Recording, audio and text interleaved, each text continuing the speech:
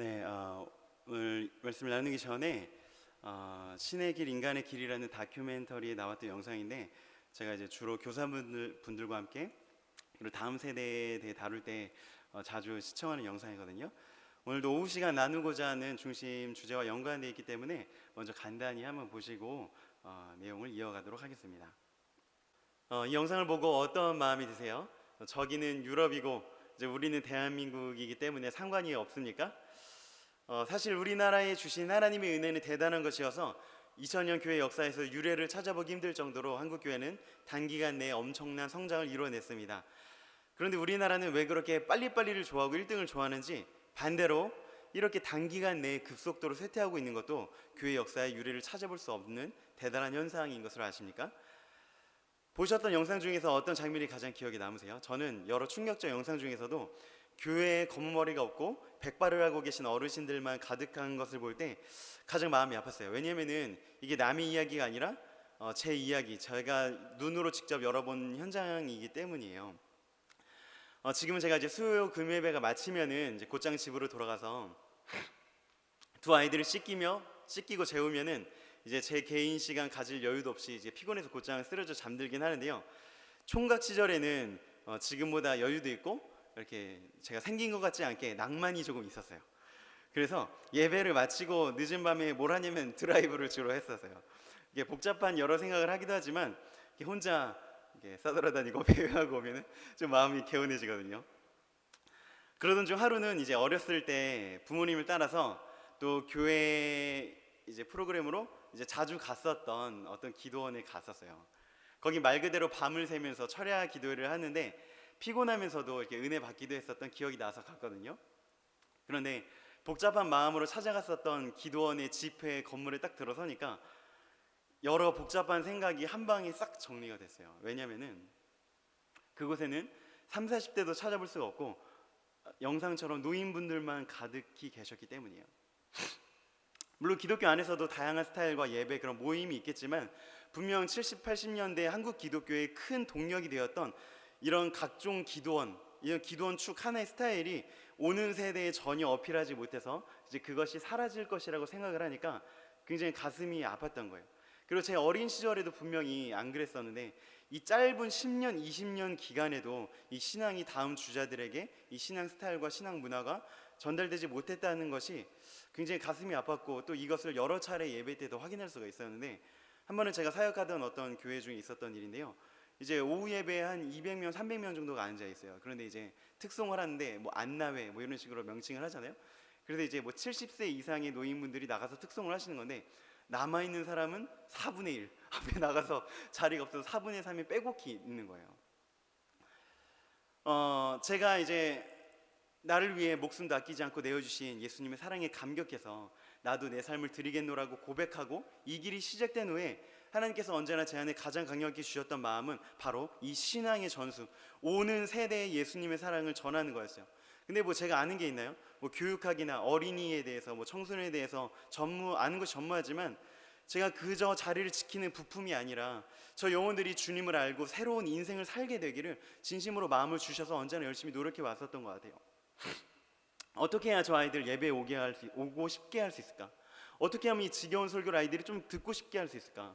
어떻게 하면 저 아이들이 교회에, 이 부서에 예수님께 관심을 갖게 할 수 있을까?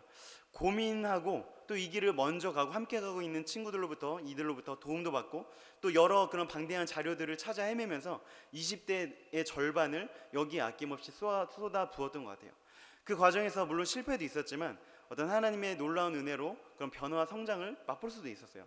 이제 교회 오기 싫어했던 아이가 이제 학교 가는 것보다 교회 가는 더 좋아하게 되거나, 아니면 말과 행동, 실제적 태도에서 변화가 있는 아이들도 있었고, 또 그 아이가 또 친구를 전도해서 출석 숫자가 늘어나기도 하고, 또 전도된 아이가 잘 정착해 다니다가 그 부모님들도 교회 찾게 되는 이런 감사한 여러 가지 일들이 있었어요. 지금까지 제가 말씀드린 것만 생각하면 이제 교회 경력이 오래되신 분은 이렇게 예상을 하세요. 다음 세대가 어려우니까 관심을 가져달라는 이야기구나. 이제 교육부서가 중요하니까 헌금도 해주시고 교사로 지원도 많이 해달라는 이야기구나.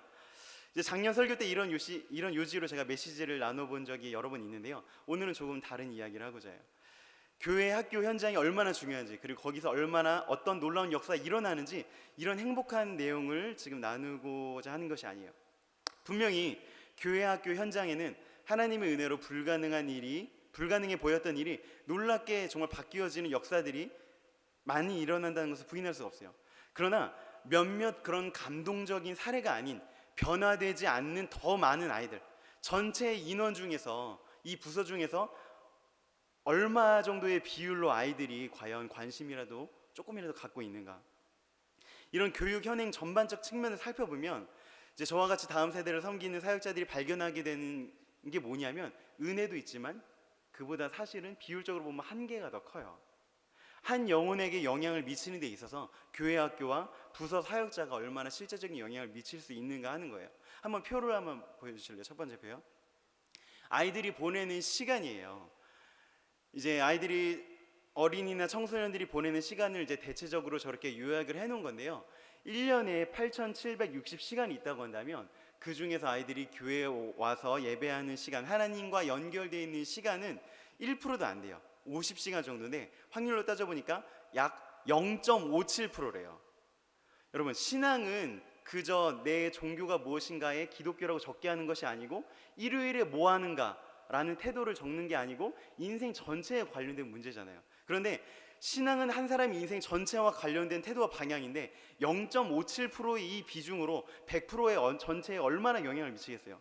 더욱 심각할 수 있는 것은 어떤 어린이 혹은 어떤 청소년은 삶에 있어서 교회 나가는 그 0.57 짧은 시간 말고는 하나님을 생각할 수 있는 기관이나 공동체가 아예 없는 경우도 상당히 많아요. 엄마 아빠 교회 다녀도요. 기도하거나 성경책을 펴보고 하나님과 연결될 수 있는 그 시간이 그 인생의 전체에 있어서 0.57%밖에 없다는 거예요. 물론 하나님이 역사하시면 그 바늘구멍 같은 틈을 통해서라도 놀라운 역사를 일으키실 거야 라는 믿음을 가질 수도 있겠지만, 그 바늘 틈이 아니라 훨씬 더 많은 삶의 자리들에 하나님이 영향을 미치실 기회를 내어드릴 수 있음에도 불구하고 그저 그런 말만 하는 것은 모순이잖아요. 혹은 우리 교회는 좋은 교회니까, 우리 전우사님, 우리 목사님은 좋은 훌륭한 분이니까 내 자녀들이 변할 수 있어라는 것도 죄송하지만 사실이 아닌 경우가 많아요. 여러분, 여기 있는 저부터 하면 제가 사실 아이들의 인생에 뭐 얼마나 대단한 영향을 미칠 수가 있겠어요. 물론 딱 보기에도 부족해 보이니까 이런 저를 만약에 자르시고 더 유능하고 더 대단한 사역자를 이 서울교회에 모셔온다면 조금 더 상황이 나아질 수도 있겠습니다만, 제가 드리고 싶은 말씀의 요지는 그 대단한 사역자도 과연 이 바늘 틈을 통해서 얼마나 많은 씨를 찔러 넣을 수 있겠느냐 하는 거예요.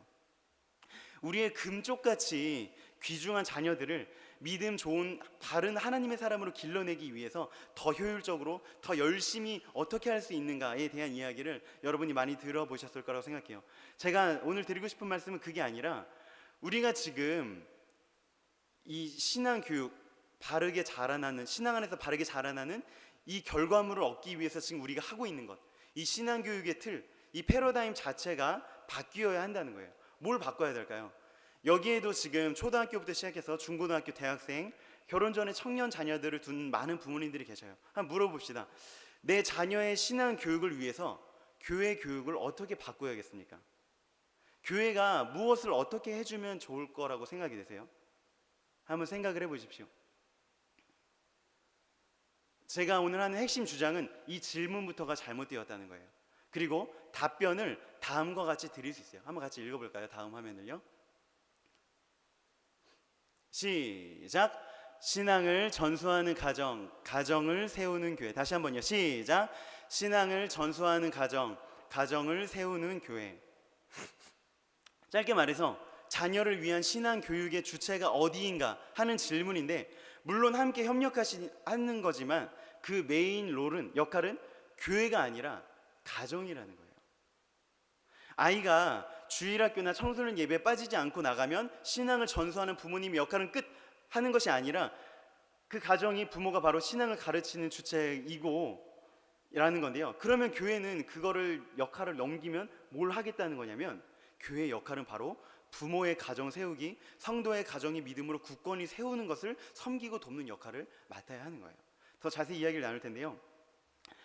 오늘날 신앙 교육은 0.57%라는 이 바늘틈 같은 교회 학교에서만 거의 전적으로 이루어지고 있는 것이 사실이지만, 성경은 말씀을 어떻게 가르치려고 하냐면요, 오늘 읽은 신명기 6장 6절에 보면 하나님의 말씀을 받아서 마음에 새긴, 즉 개인적 차원에서 이제 신앙이 형성된 후에 이것을 어떻게 지켜나가고 강화할 것인가에 대해서 집에서나 길을 갈 때나 누워서나 일어날 때나 항상 그것을 이야기하고, 또 적어서 손목에 메고 미간에 붙이고 집 문설주와 바깥에 기록하라고, 즉 한 인간의 전 존재, 그의 삶의 모든 환경이 모두 말씀의 영향 아래에 있도록 하나님의 말씀이 그의 전 삶을 다스리게 명하고 있어요. 그런데 이 통합적인 말씀 아래에서의 삶 중에서 처음으로 강조되는 것이 어디냐면 7절, 내 자녀에게 부지런히 가르치며예요.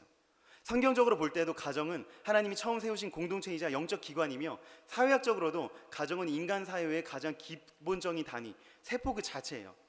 또한 우리의 있는 모습이 그대로 발가벗게 드러나게, 즉 정직하게 드러나는 것이 어디예요?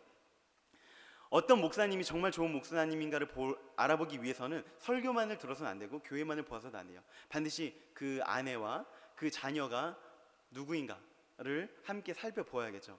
하나님은 인간을 다 서로 동떨어져서 끊어져 있는 섬처럼 만들지 않고 서로 연결되어서 하나를 이룬 공동체적 존재로 지으셨어요. 신앙 또한 마찬가지예요. 하나님께서 말씀을 주신 것은 나 혼자만 믿어서 산속에서 홀로 경지를 이뤄내는 것이 아니라, 수련을 하는 것이 아니라, 2절에 보면요, 곧 너와 내 아들이 내 손자들이 내 평생에 내 하나님 여호와를 경외하며 내가 너희에게 명한 그 모든 규례와 명령을 지키게 하기 위한 것이며 라고 이야기하고 있어요. 신앙의 전수는 바늘구멍을 통해서가 아니라 인간 삶의 전 영역을 통해서, 그리고 혼자가 아니라 공동체, 특히 가정을 통해서 이루어진다는 것을 말씀이 분명히 보여주고 있는 거예요. 그러면 이제 또 신앙 경력이 오래된 많은 분들은 벌써 이렇게 결론을 내리고 계실 거예요. 아, 가정예배 잘 드리라는 이야기구나. 이렇게 정리하면 굉장히 깔끔하겠죠. 가정이 중요하다, 가정에서 신앙교육이 잘 이루어져야 한다, 그러니 가정예배를 잘 드리자. 그런데 매우 복잡 다단한 증상과 그 문제의 근원을 제대로 알지도 못한 채 간단히 처방을 해주는 것은 병을 해결할 수가 없어요. 우스갯소리로 군대에서는, 이게 혹시 군의관 출신이 계시다면 죄송합니다, 약간 농담 우스갯소리인데요, 군대에서 웬만한 처방을 빨간 약으로 해주는데 배가 아파서 가도 배꼽에 빨간 약을 발라준다고 하는 이야기가 있어요. 그런데 이게 묻지도 않고 따지지도 않고 고민하지도 않고 깊게 핵심을 들여다보지도 않은 채 가정예배를 잘 드리십시오, 그러면 가정의 모든 것이 해결될 것입니다 라고 하는 것은 뭐랄까, 말도 안 되는 빨간 약 처방과 약간 유사한 점이 있는 거예요. 왜냐면 제가 이를 직접 경험해 봤기 때문이거든요.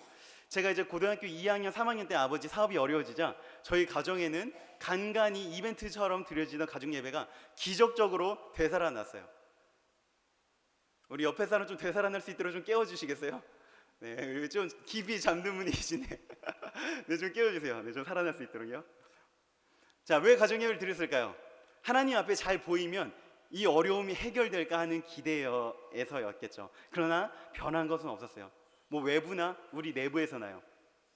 당시 이 쓰러져가는 사업을 겨우 지탱해서 막 돌려막고 있는 어려운 상황이 있었기 때문에 엄마 아빠는 너무 바쁘셨어요. 그래서 예배를 드려야 한다고 했지만 정작 그 아침 일찍 예배로 모이는 사람은 저 할머니 여동생 세 사람일 때가 많았고, 더욱이 저와 여동생은 왜 예배를 드려야 하는지, 왜 30분 더 일찍 일어나야 하는지 그 의미를 알지도 못했어요. 당시 우리가 했던 것은 하나님께서 가정이라는 공동체와 관계 안에 실제적으로 들어오셔서 영향을 미치실 수 있는 그런 살아있는 통로가 아니었다는 거죠.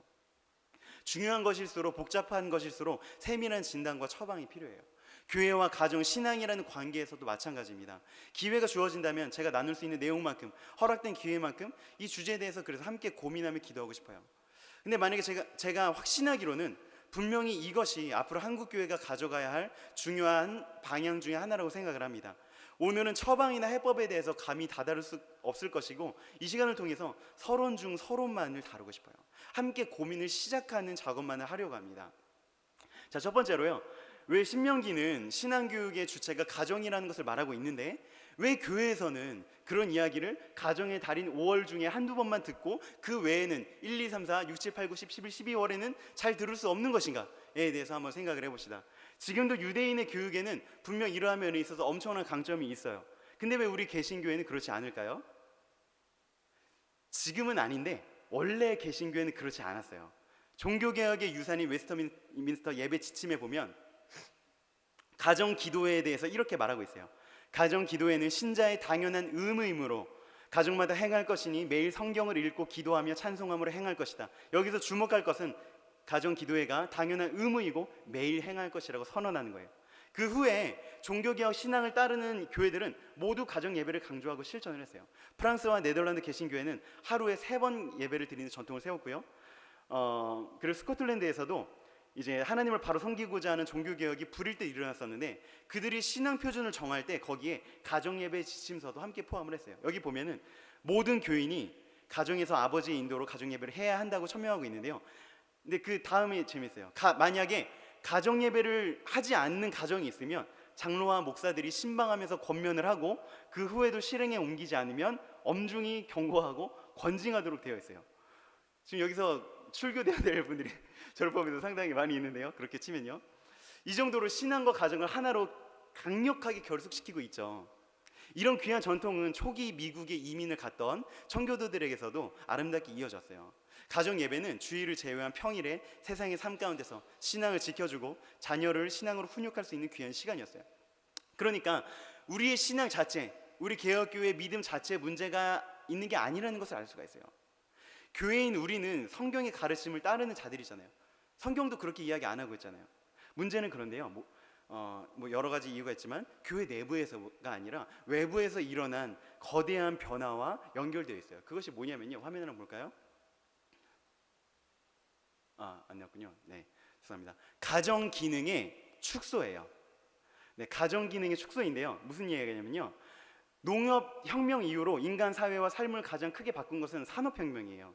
그래서 전문화, 분업화 때문에 이제 전환되었고 효율이 가장 최대의 미덕이 된 이 엄청난 변화는 이제 악영향들도 많이 가지고 왔는데 그중 가장 큰 한 가지가 바로 가정 기능의 축소예요. 이전에는 가정과 친족들이 운명 공동체였어요. 내가 누구의 가족으로 태어났는가가 내 앞으로의 삶의 전망, 직업, 삶의 내용, 질 등 많은 것을 결정했지만 지금은 그렇지가 않잖아요. 물론 요즘에 수저론 이런 게 있지만 그것도 돈과 기회라는 면에서만 그렇지 한 사람의 인생은 가정 공동체가 아니라 혼자 스스로 결정하는 것으로 우리 모두가 당연히 생각하고 있잖아요. 이전보다 물론 우리가 훨씬 더 많은 것을 누릴 수 있게 되었지만 그 대가가 뭐냐면 이전보다 훨씬 더 바쁜 삶이에요. 가족이 함께 보내는 그 시간 자체가 훨씬 더 줄어드니까 유대감이나 결속력이 떨어지는 것도 당연한 거고요. 근데 제가 집중하고 싶은 것은 교육이라는 측면인데요. 교육이라는 측면에서는 이제 전문화된 교육기관들이 있잖아요. 학교나 사교육단체가 그것을 전담하죠. 부모는 단지 거기 필요한 비용만을 부담할 뿐이에요. 그리고 그렇게 학교와 학원을 보내는 것으로 부모의 교육의 기능이 모두 완성했다고 여겨요. 그렇기 때문에 가정이 한 사람의 인생에 미치는 영향력이 상당히 축소되었는데 그 중에서 교육 기능은 거의 전무하다고 볼 수 있는 거예요. 그렇다면 교육이 뭔가에 대해서 한번 생각해 봅시다. 바람직한 인간을 만드는 것이죠. 사회 구성원으로서 제 역할을 하도록 성장을 시키는 거예요. 여기에는 기능적이고 지식적이고 가치적인 모든 것이 포함되어 있어요. 그런데 교육의 정의와 교육의 내용은 그 시대의 사회 여건, 지배적 세계관, 가치관에 의해서 결정이 돼요. 어떤 시대에 살고 있느냐에 따라서 어떤 교육이 이루어지느냐도 달라진다는 거예요. 그러면 지금 여기 이곳 대한민국에서 2016년을 살아내고 있는 우리 아이들은 어떤 교육을 받고 있습니까? 즉 어떤 존재로 자라가고 있는가를 한번 생각해 봅시다. 일단 안타깝게도 방금 언급한 것처럼 교육과 성장이라는 측면에서 가정은 이미 저 한참 뒤로 밀려져 있어요. 어떤 영향을 또 발휘하지 못하는 경우가 많이 있어요. 교육은 그러면 학교나 사교육 기관에만 넘겨져 있다고 했잖아요. 거기서 무엇을 가르치겠습니까? 고등학교 교과 과정을 여러분 펴놓고 자세히 본 적이 있으세요? 저도 옛날에는 어느 정도 공부를 하는 편에 속했는데 지금 아이들 책을 다시 보면은 이해되지 않는 내용들이 다시 몇 시간 봐야 되는 내용들이 상당히 많이 있어요. 근데 그게 한 과목이 아니라 또 여러 과목들이거든요. 이 많은 과목들을 그렇게 심화된 수준까지 배우려면 진짜 우리 아이들이 바쁘고 정신 없을 수밖에 없구나라는 생각이 들더라고요. 하지만 교육의 총체적 개념은 이런 지적 도구만은 넘겨주는 것이 아니잖아요. 어떤 종류의 인간이 될 것인가, 어떤 삶을 선택할 것인가 하는 가치관적 인간됨의 교육이 또한 매우 중요한데 인간은 생각하는 존재이고 생각하는 대로 살아가기 때문이에요. 그러나 그런 측면이 부재한 교육의 결과로 만들어진 우리 아이들은 많은 것을 알지만 지식적으로 굉장히 많은 것을 알아요. 하지만 의미와 가치에 대해서 그리고 깊이 생각하는 경우에 대해서는 굉장히 무능력한 경우가 많이 있습니다. 정답을 찾는 것에 능해요. 그리고 인터넷 검색을 통해서 정답을 순식간에 되게 잘 찾아내요. 하지만 정답을 찾기까지의 고민 과정이 없기 때문에 정답을 적어서 점수를 얻고 평가받는 것 이외에는 관심을 가질 여력조차 없기 때문에 일반적인 이런 가치를 넘어서 영적이고 하나님의 형상을 닮은 존귀한 존재로서 마땅히 갖춰야 할 그런 영적인 내면적 토대가 없을 수밖에 없다는 거예요. 우리가 저 아이들을 지금 어떻게 대하고 있는지 한번 보면요, 아까 표 한번 다시 보여주세요. 어린이, 청소년, 청년, 성년 이렇게 커가잖아요. 그러면 그 각각의 인생의 단계에 따라서 성취되어야 할 그런 목표들이 있어요. 예를 들어 청소년을 생각해 본다면 이제 보호받는 수동적인 존재에서 점차 능동적으로 자기 인생을 살기 위한 그런 주체적 태도와 가치관이 형성될 때이죠. 이것은 다양한 경험, 고민, 또 다른 인격체들과의 교제를 통해서 서서히 형성되는 거예요. 그런데 우리 아이들이 정말 그런 고민들을 할 시간이 있을까요? 없어요. 그리고 우리가 이 아이들을 어떻게 대하죠? 우리 자녀들을 어떤 하나님이 주신 한 자녀로 대하는 것이 아니라 학생으로, 그러니까 그 본연의 가치로서 대하는 것이 아니라 이 아이들의 기능적 가치라고 할까요? 청소년이 아니라 학생으로서 이제 청년이 되면은 대학 가고 취업하고 남 부끄럽지 않게 인생을 살아서 내 얼굴에 먹칠하지 않아요. 그런 존재로서 우리가 대할 때가 많이 있어요. 학교에서는 뭘 가르칠까요? 이제 가훈 같은 게 있죠. 내가 우리 가정의 중요한 가치. 학교에서도 여러 그런 교훈이 있거든요. 근데 재밌는 것들이 있어서 제가 찾아봤어요. 한번 살펴볼게요. 하나 보니까 30분 더 공부하면 내 남편 직업이 바뀐다. 반대로 1시간 더 공부하면 얼굴 아내가 뭐 예쁜 아내를 얻을 수 있다. 뭐 이런 거 있죠. 그리고 또 보면요, 대학 가서 미팅할래, 공장 가서 미팅할래, 뭐 이런 거 있고요. 또 하나 보면요, 네 성적에 잠이 오냐, 이런 거 있고, 또 하나 보면은 티코 탈래, 벤츠 탈래, 뭐 이런 거 있어요. 뭐죠? 공부를 해야 돼. 좋은 대학 가야 돼. 그래야지 좋은 직장 갈 수 있어. 그래야 네가 성공하고 좋은 인생을 살 수 있어. 그래야 네가 벤츠 탈 수 있고, 그래야 예쁜 아내를 얻을 수 있고, 이런 것들을 가르치고 있어요. 대놓고 이런 가치관들이 가르치고 있어요. TV에서도 각종 문화에서도 네 인생은 네 거야. 네 인생을 최대한 행복하게 많은 쾌락을 누려야 돼. 그렇지 못하면 너는 찌질이고 억울한 거야 라고 가르쳐지고 있어요. 근데 이게 우스갯소리이기도 하지만 단지 웃어넘길 사항이 아니에요. 그런데 안타깝게도 가정에서도 저런 수준과 멀지 않은 가르침이 전해질 때가 많이 있다는 거예요. 너 공부 안 해? 너 대학 어떻게 가려고 그래? 너 맨날 그렇게 돌아다니고 놀기만 하면 취업은 언제 할 거니? 네 엄마 친구 아들 누구누구는 어디 대학 나와서 이번 어디 취업됐다고 하더라. 아이고 엄마도 이제 네 자랑 좀 해보자 라고 하는데, 웃는 분은 이제 그런 얘기를 해보신 거죠. 네. 그 아이의 존재 자체로 여겨지지 않고 기능적 도구적 측면으로만 취급받고 있어요. 아무도 인생을 살아가는 가치나 방향에 대해서 이야기하지 않아요. 이런 압도적인 환경에서 0.57%라는 그 바늘이 과연 어디 틈을 통해서 좀 들어갈 수가 있겠어요? 제가 빨리 지금 진행을 하고 있는데요, 간단히 정리해보자면 왜 우리가 지금 교회에서 가정을 세우기 위해 목숨을 걸어야 하는가에 대한 이야기를 하고 있는 거예요. 첫 번째로 근대 현대 사회로 넘어오면서 가정 기능이 축소되었고, 그래서 하나님이 세우신 가장 근본적인 그런 기초 단위인 가정이 제 기능을 하지 못하고 있다고 했죠. 가정이 건강하지 못하면 사회가 어수선할 수밖에 없고, 부모가 건강한 신앙을 잇더라도 그것이 자녀에게 제대로 전수되지 않는 것은 어찌 보면 당연한 거죠. 인간에게 있어, 하지만 더욱이 기독교인에게 있어 가정의 가치는 어떻게 강조해도 부족해요. 가정이 회복되어야 되죠. 가정이 회복되어야 하는 중요한 측면을 다시 한번 우리 마음에 새겨봅시다. 이번에는 PPT 나와 있을 것 같은데요, 한번 볼까요? 한번 읽어봅시다. 시작. 성경적 가정은 교육 공동체, 신앙 공동체이다. 다시 한번요. 시작. 성경적 가정은 교육 공동체, 신앙 공동체이다. 성경의 자녀는 하나님의 선물이라고 표현되어 있고, 이 선물을 받은 부모들에게는 자녀들에게 하나님의 말씀을 가르치라는 명령이 있어요. 성경적인 부모됨, 부모라는 것은 단지 생물학적으로 내가 자녀를 낳았다는 것에만 있지 않아요. 하나님께서 창조하신 다른 인격체를 가르치는 책임에 그 중점이 있어요. 신명기 6장 4절 9절의 오늘 말씀에도 자녀 교육에 대한 명령을 제사장이나 선지자가 아니라 모세가 아니라 부모에게 하고 있잖아요. 특히 쉐마는 들으라는 강한 명령인데, 교육이 이스라엘 백성이 하나님의 백성이 되는데 교육이 얼마나 중요한가를 볼 수 있는 구절이에요. 특히 최초의 교사는 부모라는 사실입니다. 히브리 민족에게는 가르치는 일이 하나님의 뜻을 실행하는 것으로 간주됐어요. 하나님을 사랑하는 것과 자녀를 가르치는 것은 하나의 이야기였지 분리된 다른 강조점이 아니었다는 거예요. 그들은 일찍이 자기들을, 그 가족을 교육 공동체로 인식을 했어요. 자각을 했어요. 그런 의미에서 유대인들에게는 종교와 교육이 하나이고 둘은 이질적인 다른 요소로 구분할 근거가 있지 않다는 거죠. 토라라는 단어도 그래요. 이 토라라는 단어를 종교와 교육이라고 공통적으로 사용을 했는데, 토라는 일반적으로 율법이라고 번역되지만 그것이 실제적으로 쓰임에 있어서는 가르침이라는 의역을 담게 되는 부분들이 상당히 많이 있어요. 즉 유대인에게는 자녀들이 가장 많은 시간을 보내는 가정이 주된 교육기관이었고, 모든 교육의 교사는 부모이고, 부모는 성경에서 가르치는 대로 돈으로 환산할 수 없는 최상의 가치를 전승을 하고 있다는 거예요. 이와 같이 성경시대부터 유대인의 가정은 하나님의 뜻이 생활에서 구현되는 통로였고 자녀를 교육하는 장이었습니다. 그런데 이 가정 기능의 축소와 함께 지금 여러분들이 오후 예배도 드리실 정도로 열심히 신앙생활을 하고 계시잖아요. 그런데 왜 여러분과 제가 가정을 잘 돌보지 않는 걸까요? 가슴 아프게도 그 중요한 이유 중에 하나는 교회 자체에 있어요. 무슨 말이냐면, 교회의 머리는 그리스도시요 성도의 삶에 있어 교회가 구심점이 되는 중요한 기관이라는 것을 의심할 바가 없지만, 하지만 교회가 중심이라고 할 때 여기서 두 가지 양상을 생각해 볼 수 있어요. 한번 PPT 표를 볼까요? 구심력적 교회와 원심력적 교회인데요, 표만 보면 무슨 이야기인지 잘 모르시겠죠. 둘 다 중심이라는 것은 같지만 방향은 정반대예요. 우리가 주로 경험했던 교회는 아마 구심력적, 가운데로 집중하고 모여드는 교회였을 거예요. 모든 것이 다 교회 내부로만 집중되는 현상이에요. 신앙이 좋다는 것의 정의는 모든 삶이 교회의 중심으로 맞추어져서 교회 내부에 머무르는 시간이 길어지는 것으로 판단할 수가 있게 되고, 최고의 가치는 무엇이냐면 교회의 성장과 부흥이에요.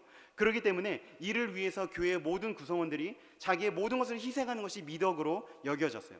그런데 여기서 맹점이 뭘까요? 교회만 잘 되는 것이 과연 하나님의 뜻일까요? 좀 위험할 수 있는 질문이겠지만, 하나님 나라가 확장되는 것이 교회에 더 많은 사람들이 몰려들고 교회에서 활발히 여러 가지 행사가 이루어진다는 것과 완전히 동일한 의미일까요? 그렇기도 하지만 그렇지 않기도 하다는 거예요. 그래서 그런 태도가 온전히 정답이라고 말할 수가 없다는 거예요. 그러면 그 반대로 원심력적 교회, 교회가 중심이지만 바깥으로 뻗어나가는 교회는 무엇이냐면, 근래에 이제 교회가 도대체 무엇인가 라는 것을 연구하는 이 교회론 중에서 저 원심력적 교회를 강조하는 이제 선교적 교회론이라고 말하기도 하거든요. 뭐 거기에 다 동의하는 것은 아니지만 그 핵심 내용이 뭐냐면요, 다음 내용과 같아요. 한번 읽어볼까요? 아이고, 안 보이시죠? 글씨를 혹시 검은색으로 한번 바꿔주실 수 있으세요?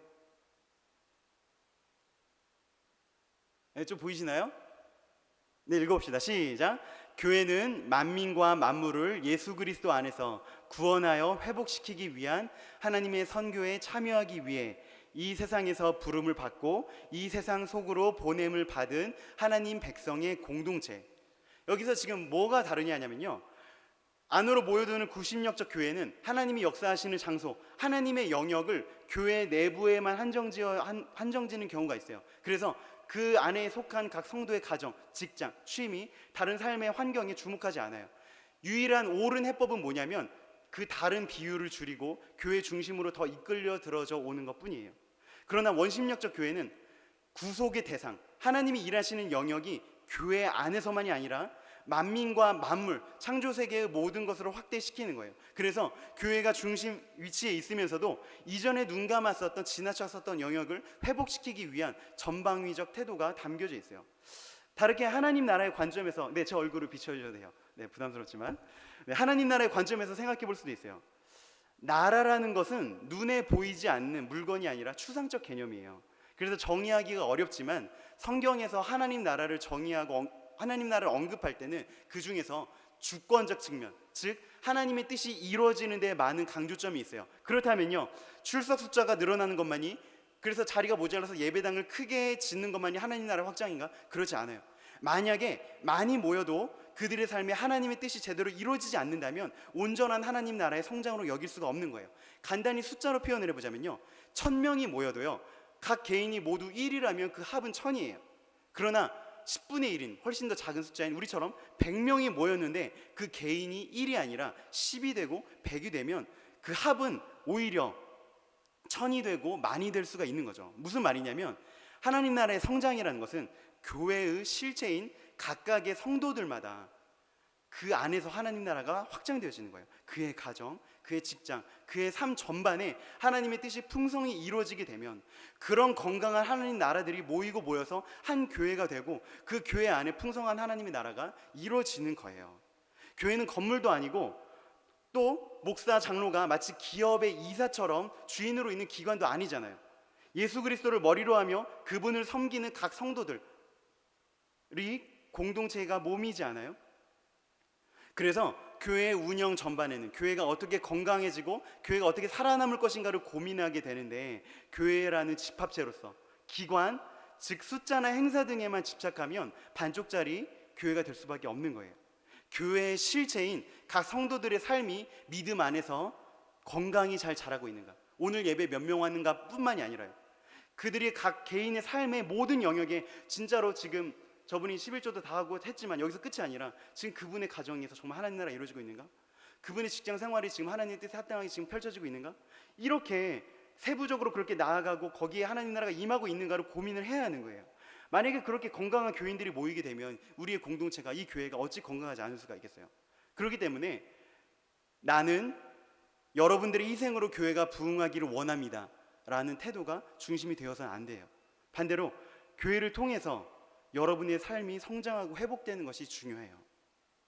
만약에 어떤 학생이 공부는 하지 않고 기도만 열심히 해서 좋은 성적을 받고자 하면 뭐죠? 이것은 온전한 믿음입니까? 아니죠. 미신적 태도잖아요.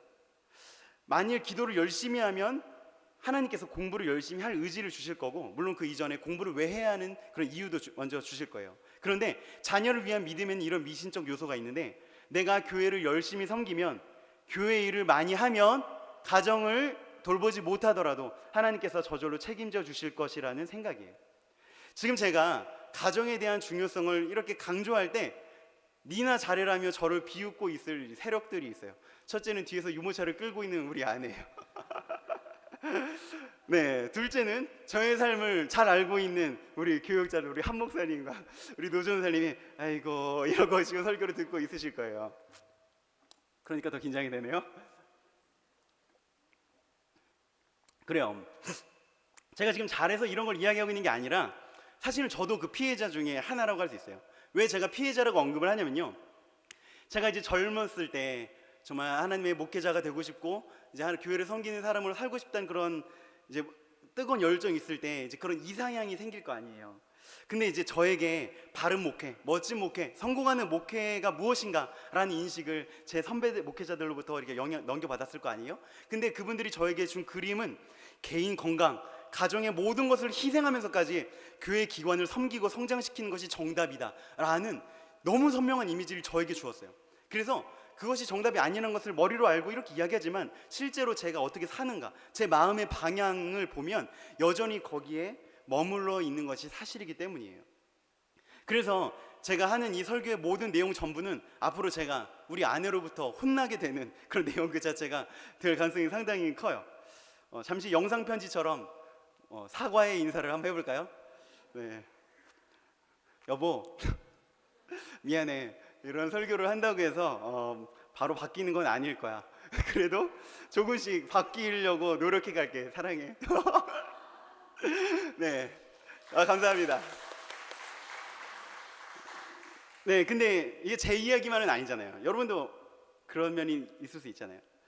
교회를 열심히 섬기면 하나님께서 저절로 내 가정을 책임져 주실 것이라는 생각은 공부 안 하고 100점 맞으려는 생각과 다를 바가 없는 거죠. 물론 우리가 이 바쁘고 복잡한 세상에서 모든 걸 다 잘할 수는 없어요. 하나님께 맡겨드려야만 하는 영역이 있는 것도 사실이에요. 그러나 분명한 것은 가정은 그곳이 아니라는 거예요. 우리가 아무것도 하지 않아도 하나님께 맡겨드리기만 해도 되는 그런 영역이 아니라는 거예요. 반대로 우리의 목숨을 걸고 지켜내야 하는 곳이죠. 하나님 내 가정을 책임져 주시옵소서라고 끝나는 것이 아니라 정신 차리고 신앙의 양육에 힘을 써야 할 때라는 거예요. 여러분 지금 이 내용들에 조금 동의가 되세요? 이제 거의 마지막까지 왔는데요. 그렇다면 교회는 어떤 방향을 취해야 하는가 하냐면요, 교회의 가르침과 운영 전반에 가정이 핵심 가치로 들어와야만 해요. 예배 출석하고 헌금하면 그것으로 그 사람이 온전하게 살고 있다는 것이 끝이 아니라 그것은 이제 신앙의 기본으로부터 시작해서 그의 혹은 그녀의 가정에서 화목하고 평화롭게 주님의 뜻이 이루어지고 있는지 점검하고, 그것이 잘 되지 않잖아요. 그렇기 때문에 그 어려움을 함께 고민하고 아파하면서 함께 울고 기도해 주는 것이 교회의 역할이 되어야 하는 거예요. 어떻게 정말 그 사람의 삶이 건강하게, 그 중에서 가장 또 핵심이 가정이잖아요. 어떻게 가정이 회복되어지고 그분의 성도의 삶이 하나님 나라가 이루어질 수 있는지에 대해서 정말 함께 울고 고민을 해야 하는 거죠. 이것은 지금 제가 정답을 갖고 이렇게 하자라는 몇 가지 이야기를 하는 게 아니에요. 불과 지금 이제 우리 한국교회에서 가정이 핵심 가치로 들어와야 한다는 목소리가 나온 것은 얼마 되지 않아요. 그러나 분명히 이것이 교회에서 무시될 수 없는 중요한 하나의 핵심 가치가 되어야 한다고 저는 확신합니다. 고민해야 할 것들이 상당히 많이 있어요. 각 교회도 다르고 그 안에 있는 가정의 특수성도 다 저마다 다르기 때문에 어떤 하나의 일률적으로 먹혀 들어가는 그런 프로그램도 없어요. 하나는 이런 거겠죠. 교회가 어떻게 성도들의 가정을 섬길 수 있는가, 어떻게 부모 교육이 이루어질 것인가, 지금 현행되고 있는 예배와 각종 훈련 프로그램 행사들에서 교회의 기관 자체가 아니라 가정에 방향을 둘 수 있는가, 뭐 여러 가지 노력들이 하고 있어요. 뭐 통합 예배, 전 세대가 함께 같은 본문을 나누는 시스템 등 여러 교회들에서 이것들이 지금 실험되어지고 있어요. 또 두 번째는 이거겠죠. 어떻게 각 가정에서 신앙의 회복이 이루어질 수 있는가. 여기서 이야기하는 건 너무 쉬워요. 그런데 제가 지금 당장 저희 아내랑 가정 예배 드리는 것도 뭐 엄청난 결단이 있지 않으면 쉽지 않거든요. 또 여러분들의 삶의 환경에서는 가정 예배는커녕 내 아이랑 한 방에 핸드폰 없이 TV 없이 5분 앉아있기도 힘들어요. 엄마 나가! 하잖아요, 애들이요. 밥 먹을 때 뭐예요? 이야기해요? 앉아서 핸드폰이나 쳐다보고 있잖아요. 내 배에 아파서 낳은 내 자녀임에도 불구하고 말이 통하지 않아서 우리가 외계인이라고 하는데, 이 외계인들과 어떻게 함께 마음을 나누고 예배를 회복할 수가 있겠어요? 또 저와 같은 이제 사역자들이 고민하는 것은 이 교육부서가 어떻게 부모와 가정과 동역할 수 있는가라는 면이겠죠. 이 모든 것이 고민하고 앞으로 가야 할 방향이에요. 쉬운 것이 아무것도 없어요. 변화는 하나하나가 어려울 것이지만 하지만 반드시 이 변화를 품어야만 해요. 교회와 가정의 관계도 결코 간단하거나 금방 쉽게 해결되는 것이 아니에요. 어떤 이런 충돌이 있냐면요, 교회가 이제 저 같은 목회자들이 여러분을 가르칠 때, 특히 만약에 제가 뭐 결혼도 해보지 않았을 때 이제 우리 부모님들 모셔놓고 어떻게 잘 이야기했겠습니까? 논지가 주로 이거예요. 여러분 부모님들이 자녀 욕심에 빠져서 세속과 불신의 기초에서 가슴앓이를 하고 있다, 뭐 이런 거죠. 여러분 정말 중요한 게 뭡니까? 신앙을 뭐 가르치고 지켜야 합니다, 이렇게 가르치죠. 그럼 반대로 그 성도들은 이제 교회를 향해, 사역자들을 향해 어떤 마음이 있냐면, 교회가 자녀들에 대한 이 우리의 심각한 고민과 가슴앓이, 고통을 너무 쉽고 우습게 본다는 거예요. 가정예배 드립시오, 모든 게 회복될 것입니다, 뭐 이런 식으로만요. 이제 마치려고 하는데요, 자녀의 신앙에 절대적인 영향을 끼치는 것은 바늘구멍인 제가 아니라 부모님이고 가정이에요. 가정은 하나님이 의도하신 교육 공동체이고 신앙 공동체예요. 그렇기 때문에 가정 회복이 가장 중요해요. 그러므로 성도의 인생의 중심부를 차지하는 교회 또한 교회 기관만이 아니라 그 안에 있는 각 성도, 특히 성도의 가정이 회복되기 위해서 도울 수 있는, 그런 살려내는 중심이 될 수 있도록 교회 운영과 방향에 있어서 환골탈태하는 변화를 겪어야 하는 거죠. 이 고민이 시작되기만 하더라도 우리가 다음 세대를 지금처럼 속수무책으로 이뤄가지 않을 거예요. 교회 안에서 이런 슬로건들이 상당히 많이 붙고 계속해서 이야기되어야 돼요. PPT 보여주시겠어요? 여러 가지가 있겠죠. 저는 정답을 이야기하러 온 게 아니라고 했죠. 교회요, 부모를 교육하라. 하나님을 경험한 부모가 행복한 자녀를 만듭니다. 신앙 회복의 첫 단추, 가정 예배 시작하기. 세대를 잇는 행복한 예배, 행복한 교회. 가정, 교회 교육의 중요한 파트너. 이런 메시지들이 우리 안에서 자주 울려 퍼져야 하고, 신앙이 좋다는 것은 무엇인가? 내 자녀는 오늘 예배도 안 나왔는데 내가 봉사를 다 하고 있는 것인가? 라는 편파적인 그림만 가져서는 안 된다는 거예요. 제가 여러분에게 교회 일 하지 말라고 하는 게 아니란 걸 당연히 알고 계시죠. 무거운 책임이에요. 저도 과연 제 아이들이 믿음으로 바르게 자랄까 하는 의구심이 있어요. 왜냐면요, 제가 어릴 때 제 모교회 목사님의 아들이 둘이 있었는데 하나는 훌륭했고 하나는 너무 엉망진창이었어요. 그걸 보면서 이해가 안 됐어요. 왜 그럴까? 라고 했는데, 제가 이제 제 첫째 아들 세미를 낳을 때 막 갑자기 가슴이 막 떨리는 거예요. 원래 제가 되게 무사태평한 스타일이거든요. 이게 막 이거 설교할 때 말고는 대체로 인생이 있어서요. 근데 가슴이 막 떨리는 거예요. 근데 왜 그러나 내 마음을 살펴봤더니, 아니 나랑 똑같은 놈이 세상에 하나 더 나오면 어떡하지? 라는 이런 고민이었는데, 이게 결코 뭐 신나는 일이 아닌 거예요. 그러니까 또 그때가 이제 제가 사역을 안 하고 있었을 때였거든요. 그러니까 상태가 그리 썩 좋지 않았을 텐데 아마 걱정이 되는 거예요. 아, 어떡하지? 나랑 똑같은 놈이 와서 이 세상을 더 혼탁하게 어지럽히는 게 아닌가 하고. 지금 이렇게 이야기하는 것은 조금의 힘밖에 없지만, 한 30년 후에 정말 저희 가정이 하나님의 가정으로 세워지고, 제가 교회 몸집을 불리기 위해서가 아니라 교회 성도님들의 각 가정이 회복되길 위하여서 정말 그렇게 목회를 하였고, 그런 아름다운 가정이 많이 생겼다면 그때는 이야기의 무게가 다르겠죠. 그 방법, 그 노력, 그 눈물, 아픔들, 그것들은 우리가 함께 가지고 가야 할 방향인 거예요. 여러분 다 동의하시잖아요. 가정이 중요하다는 것. 그리고 그게 쉽지도 않다는 걸 아시잖아요. 그리고 교회에서 마땅히 그것들이 함께 손을 잡고 우리의 소중한 자녀들을 위해서 우리가 함께 울고 함께 달려나갔으면 좋겠습니다. 기도하겠습니다.